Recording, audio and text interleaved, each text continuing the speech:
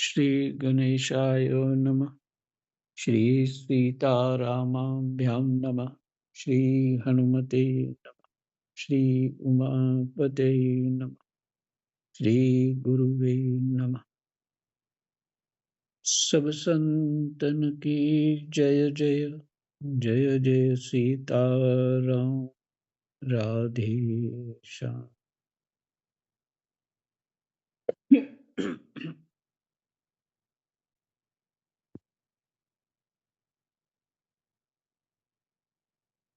दशम स्कंद का 46वां अध्याय।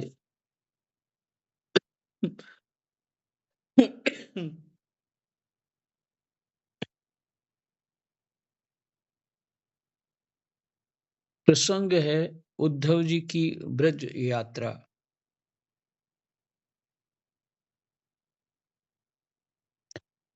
कृष्णाय वासुदेवाय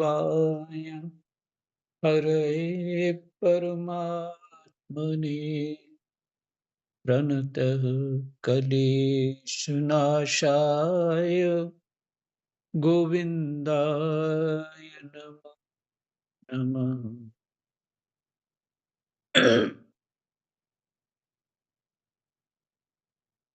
श्री सुखदेव जी कहते हैं, परीक्षित, उद्धव जी वृष्णि वंशियों में एक प्रधान पुरुष थे।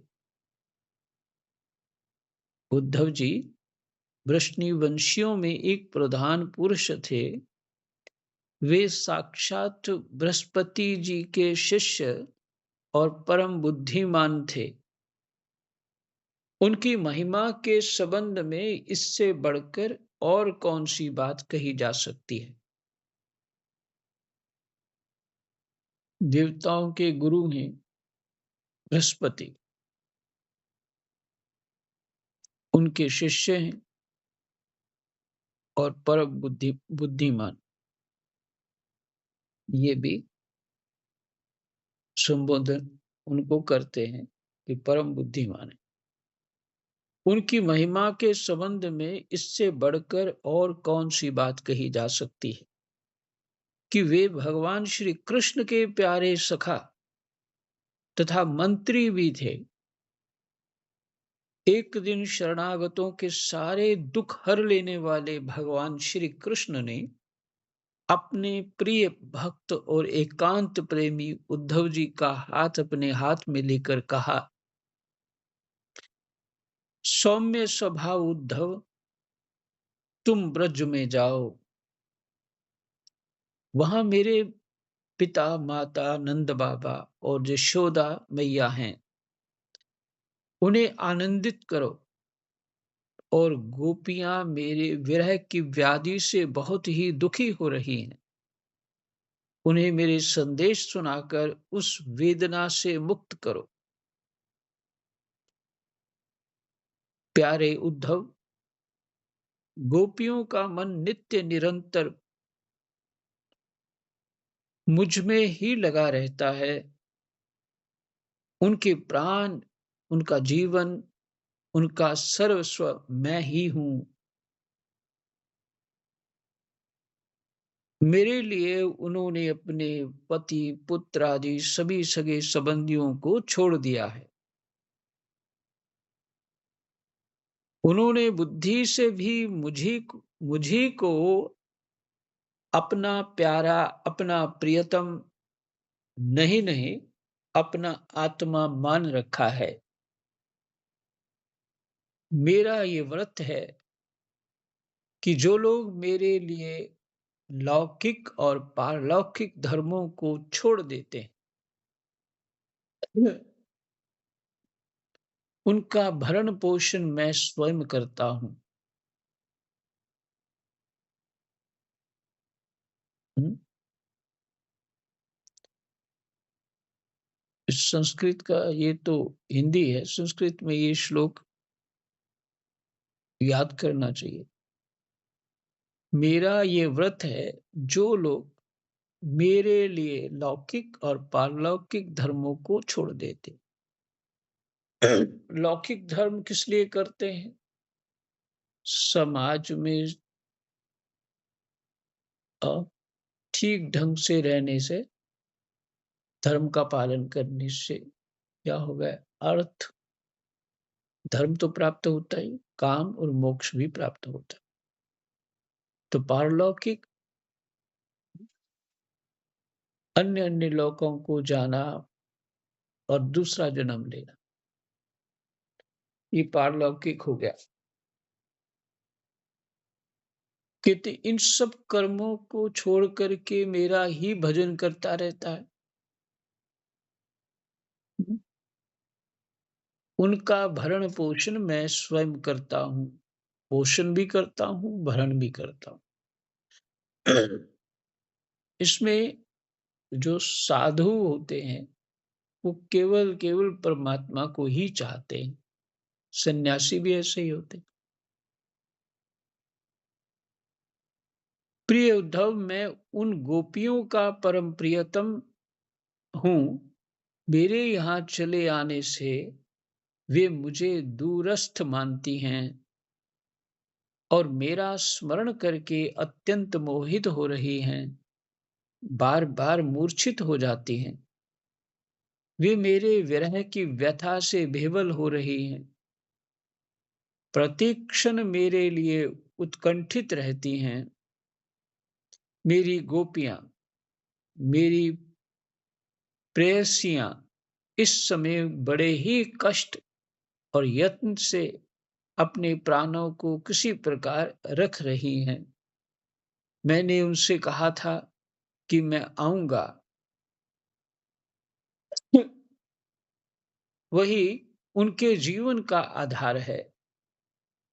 उद्धव, और तो क्या कहूँ, मैं ही उनकी आत्मा हूँ। वे नित्य निरंतर मुझ में ही तन्मय रहती हैं। मैं ही उनकी आत्मा हूँ। अ, अध्यात्म दृष्टि से देखें तो भगवान सबकी आत्मा है।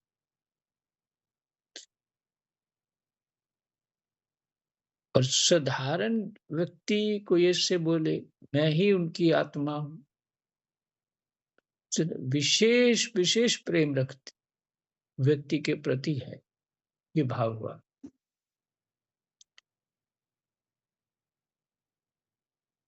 श्री सुखदेव जी कहते हैं, परीक्षित, जब भगवान श्री कृष्ण ने ये बात कही, तब उद्धव जी बड़े आदर से अपने स्वामी का संदेश लेकर रथ पर सवार हुए और नंदगांव के लिए चल पड़े। परम सुंदर उद्धव जी सूर्यास्त के समय नंद बाबा के ब्रज में पहुंचे। उस समय जंगल से गौएं लौट रही थीं।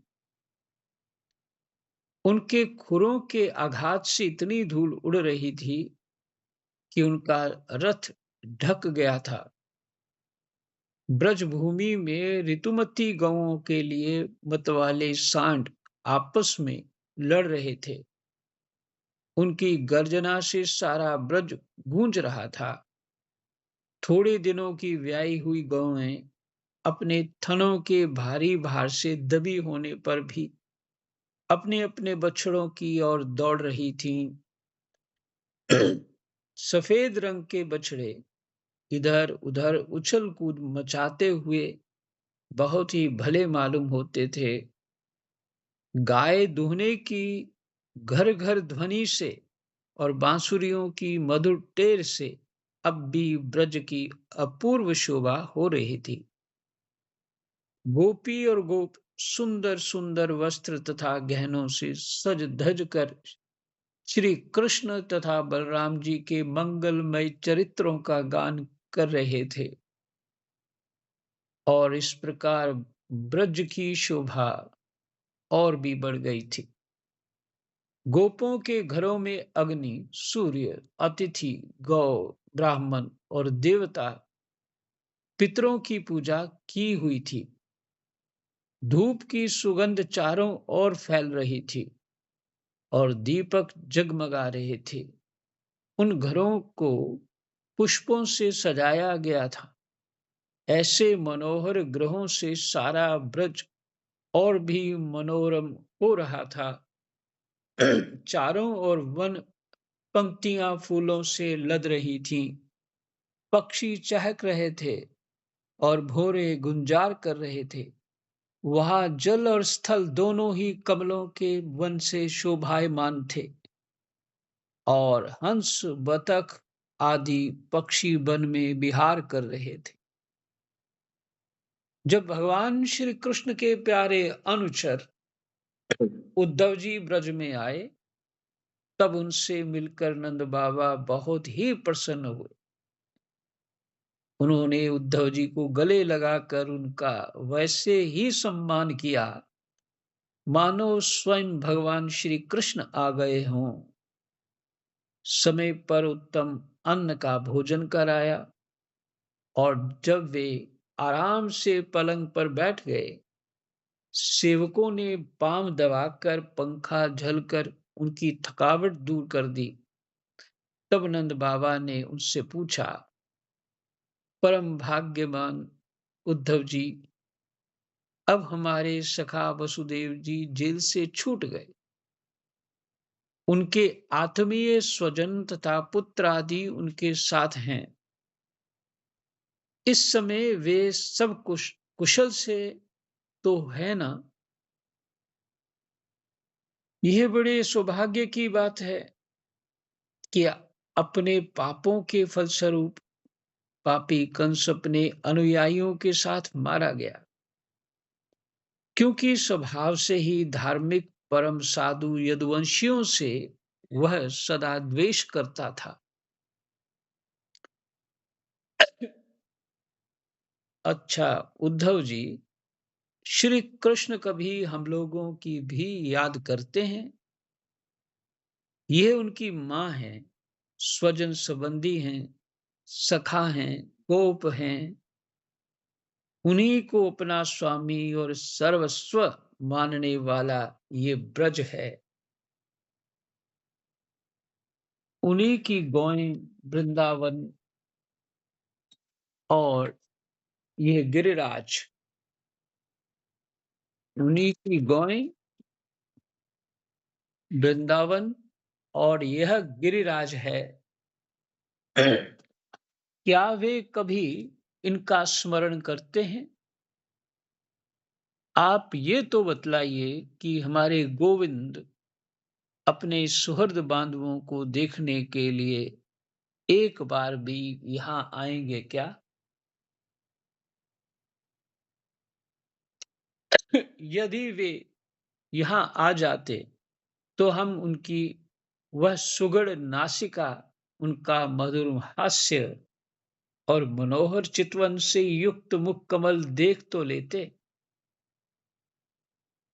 उद्धव जी, श्री कृष्ण का हृदय उदार है, उनकी शक्ति अनंत है। उन्होंने दावानल से आंधी, पानी से वृषासुर, उन्होंने दावानल से आंधी पानी से वृषासुर और अजगर आदि अनेकों मृत्यु के निमित्तों से, जिन्हें टालने का कोई उपाय ना था, एक बार नहीं अनेक बार हमारी रक्षा की है। उद्धव जी, हम श्री कृष्ण के विचित्र चरित्र, उनकी विलास पूर्ण तिरछी चितवन, उन्मुक्त हास्य, मधुर भाषण आदि का स्मरण करते रहते हैं और उसमें इतने तन्मय रहते हैं कि अब हमसे कोई काम-काज नहीं हो पाता। जब हम देखते हैं कि यह वही नदी है जिसमें श्री कृष्ण जल क्रीड़ा करते थे, यह वही गिरिराज है जिसे उन्होंने अपने एक हाथ पर उठा लिया था। ये वे ही वन के प्रदेश हैं जहाँ श्री कृष्ण गौएं चराते हुए बांसुरी बजाते थे और ये वे ही स्थान हैं, यहाँ वे अपने सखाओं के साथ अनेकों प्रकार के खेल खेलते थे और साथ ही ये भी देखते हैं कि वहाँ उनके चरण चिन्ह भी मिटे नहीं हैं। तब उन्हें देखकर हमारा मन श्री कृष्णमय हो जाता है। इसमें संदेह नहीं कि मैं श्री कृष्ण और बलराम को देव शिरोमणि मानता हूँ और यह भी मानता हूँ कि वे देवताओं का कोई बहुत बड़ा प्रयोजन सिद्ध करने के लिए यहाँ आए हुए हैं। स्वयं भगवान गर्गाचार्य जी ने मुझसे ऐसा ही कहा था। जैसे सिंह बिना किसी परिश्रम के पशुओं को मार डालता है, वैसे ही उन्होंने खेल-खेल में ही 10,000 हाथियों का बल रखने वाले कंस, उसके दोनों अजेय पहलवानों और महान बलशाली गजराज कुबलियापीड़ को मार डाला। उन्होंने 3 ताल लंबे और अत्यंत दृढ़ धनुष को वैसे ही तोड़ डाला, जैसे कोई हाथी किसी छड़ी को तोड़ डाले। हमारे प्यारे श्री कृष्ण ने एक हाथ से 7 दिनों तक गिरिराज को उठाए रखा था। यहीं सबके देखते-देखते, खेल-खेल में उन्होंने प्रलंब, धेनुक, अरिष्टा, तृणावर्त तृणावर्त और बक आदि उन बड़े-बड़े दैत्यों को मार डाला, जिन्होंने समस्त देवता और असुरों पर विजय प्राप्त कर ली थी। उनको भी मार डाला।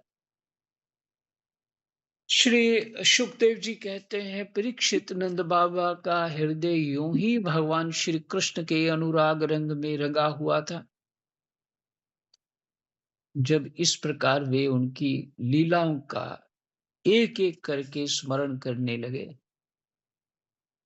तब तो उनमें प्रेम की बाढ़ ही आ गई। वे विह्वल हो गए और मिलने की अत्यंत उत्कंठा होने के कारण उनका गला रुंध गया। वे चुप हो गए। यशोदा रानी भी वहीं बैठकर नंद बाबा की बातें सुन रही थीं। श्री कृष्ण की एक-एक लीला सुनकर उनके नेत्रों से आंसू बहते जाते थे और पुत्र स्नेह की बाढ़ से उनके स्तनों से दूध की धारा बहती जा रही थी। उद्धव जी, नंद बाबा और यशोदा रानी के हृदय में श्री कृष्ण के प्रति कैसा अगाध अनुराग है, यह देखकर आनंद मग्न हो गए। उद्धव जी आनंद मग्न हो गए और उनसे कहने लगे,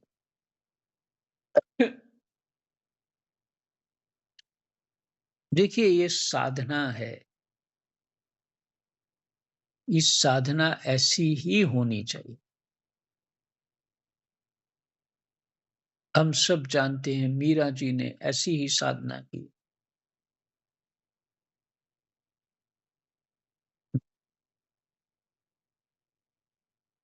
संतों ने, ग्रस्तों ने भगवान की ऐसी ही स्मृति की है। इन्हीं भावों में वो सब आनंद मग्न रहते थे, विरही रहते थे और किसी जगत का या अपने शरीर का भी भान नहीं रहता था। समाधिस्थ हो जाते थे। ये शब्द तो कहने में कह तो रहा हूं मैं, पर अब बहुत कठिन है ये बोलना कि यशोदा माता जी की स्थिति क्या होगी,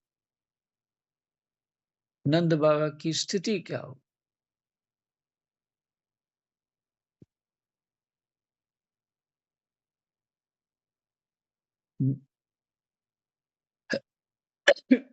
उद्धव जी ने कहा, हे मानद, इसमें संदेह नहीं कि आप दोनों समस्त शरीरधारियों में अत्यंत भाग्यवान हैं, सराहना करने योग्य हैं।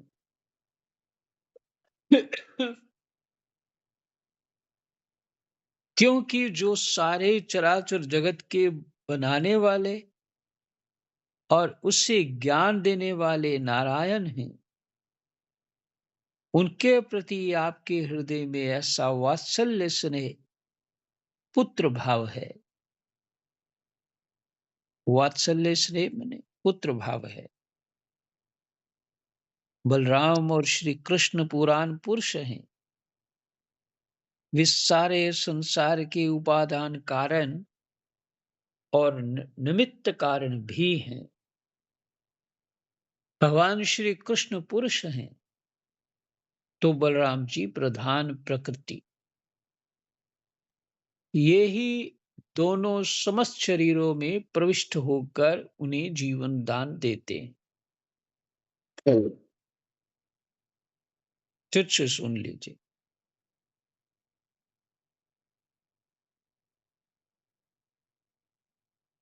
बलराम और श्री कृष्ण पुराण पुरुष हैं। वे सारे संसार के उपादान कारण और निमित्त कारण भी हैं।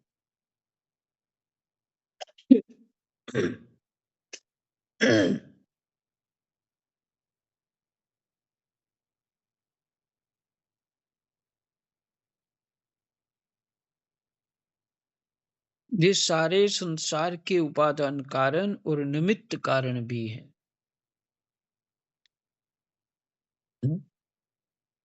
संसार को उत्पन्न करने वाले भी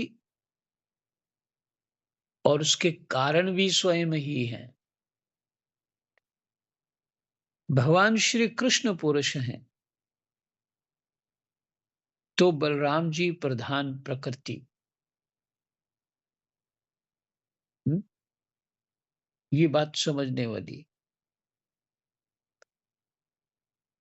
भगवान श्री कृष्ण नारायण है और बलराम जी शेष हैं। शेष जी जीव संज्ञा में आते हैं और जीव संज्ञा में हम लोग हैं और शेष जी सर्पाकार हैं ना, और हम भी सर्पाकार हैं। सभी जीव सर्पाकार हैं। उनमें जो रीढ़ की हड्डी है उसके भीतर जो सुषुम्ना नाड़ी है उसके भीतर कुंडली रहती है ना, तो वो कुंडली क्या है? वो जीव स्वरूप है।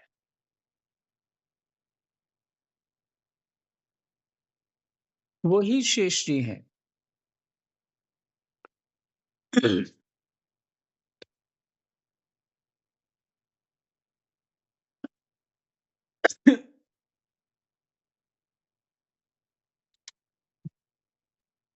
तो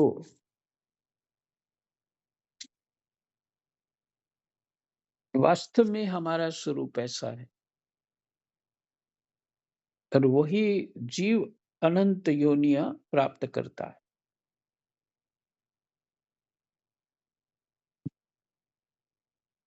और जीव ही परमात्मा की साधना करता है, भगवान की सेवा करता है। प्रकृति सेवा करती है, मेरे भगवान की शक्ति रूपा प्रकृति ही भगवान की सेवा करती है।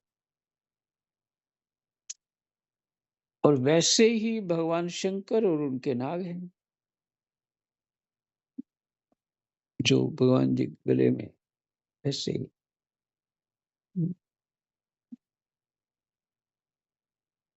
तो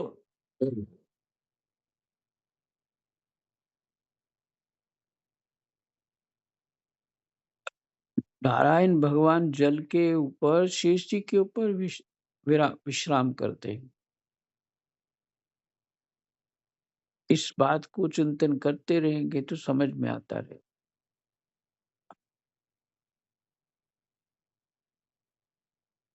हमने शरीर ग्रहण किया है ना, मनुष्य शरीर, तो इसलिए उस शेष जी से डरते हैं। न पर उनके सारे स्वरूप पीछे अपने जो सुना कि अक्रूर जी डुबकी लगाते हैं जल में, ब्रह्म हृद में, तो वहाँ भगवान को देखते हैं। फिर फिर विचार करते हैं, वो तो बाहर बैठे हैं, भीतर कैसे? फिर डुबकी लगाते हैं, तो शेषनाग जी के बिल्कुल कुंडली मार के वो बैठे हैं ऊपर, भगवान ऐसे आराम कर रहे हैं।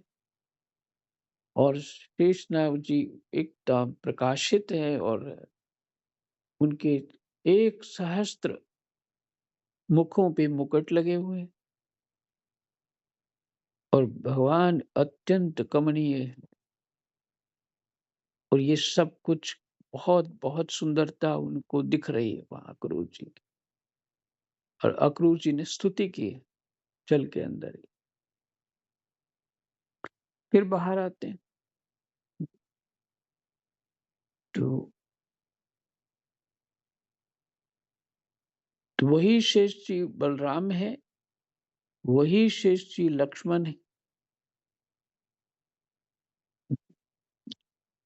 और नारायण और उनके साथ जो शेष हैं वो तो है ही।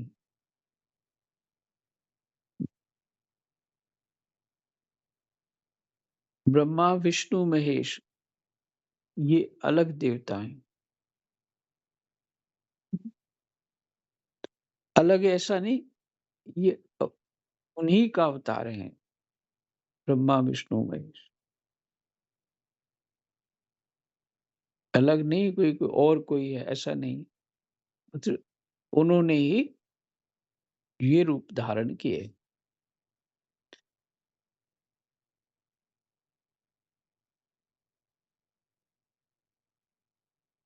तो बलराम जी प्रधान प्रकृति,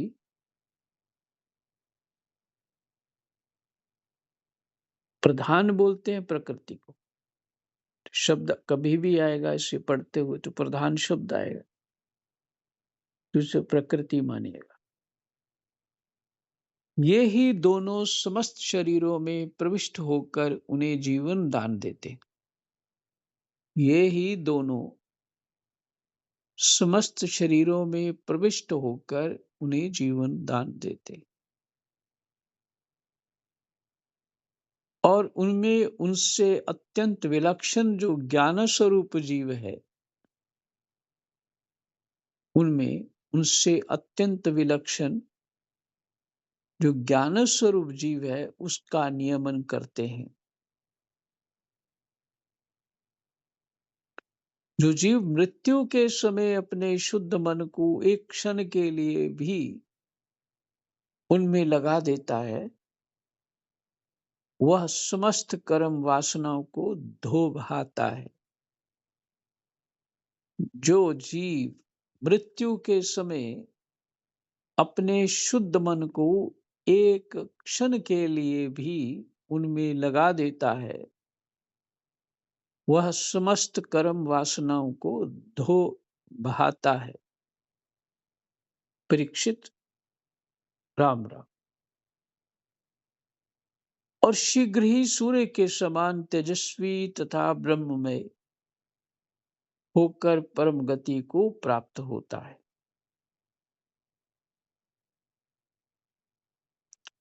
शीघ्र ही सूर्य के समान तेजस्वी तथा ब्रह्ममय होकर परम गति को प्राप्त होता है। वे भगवान ही जो सबके आत्मा और परम कारण हैं, भक्तों की अभिलाषा पूर्ण करने और पृथ्वी का भार उतारने के लिए मनुष्य का सा शरीर ग्रहण करके प्रकट हुए हैं। उनके प्रति आप दोनों का ऐसा सुदृढ़ वात्सल्य भाव है। फिर महात्माओं फिर महात्माओं आप दोनों के लिए अब कौन सा शुभ कर्म करना शेष रह जाता है? महात्मा शब्द महान आत्माओं, ये दोनों के लिए, नंद और यशोदा के लिए उद्धव जी हम्म, ये भाव प्रकट कर रहे हैं।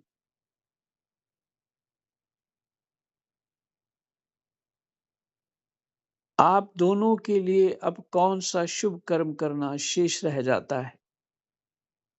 भक्त वत्सल यदुवंश शिरोमणि भगवान श्री कृष्ण थोड़े ही दिनों में ब्रज में आएंगे और आप दोनों को अपने माँ बाप को आनंदित करेंगे।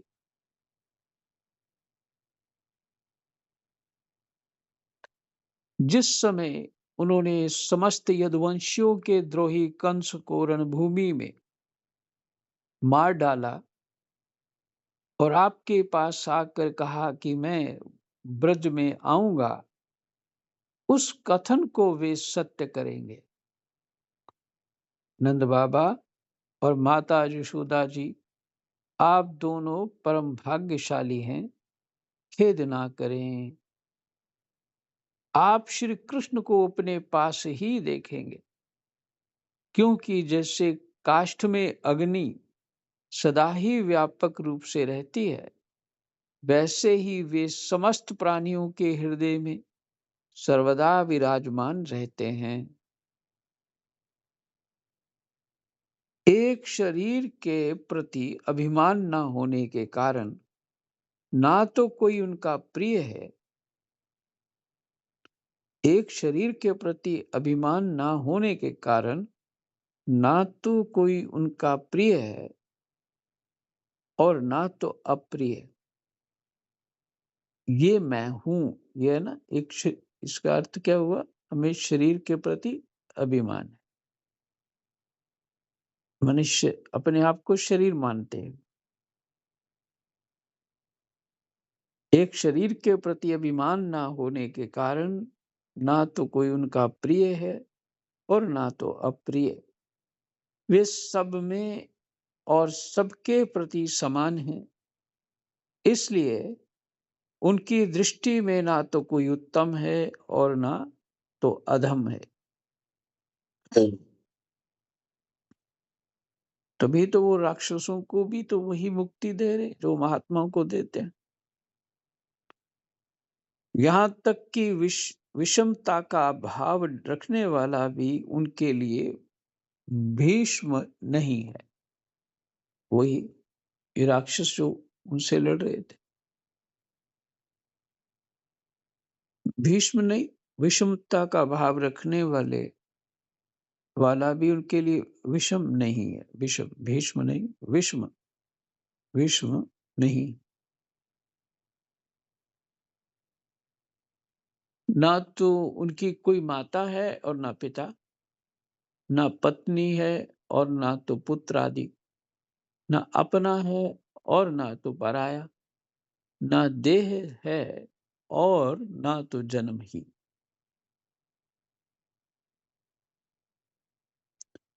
इस लोक में उनका कोई कर्म नहीं है, फिर भी वे साधुओं के परित्राण के लिए, लीला करने के लिए देवादि सात्विक मत्स्यादि तामस एवं मनुष्यादि मिश्र योनियों में शरीर धारण करते हैं।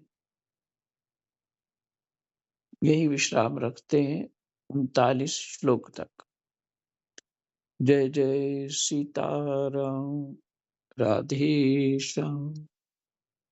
कृष्णाय वासुदेवाय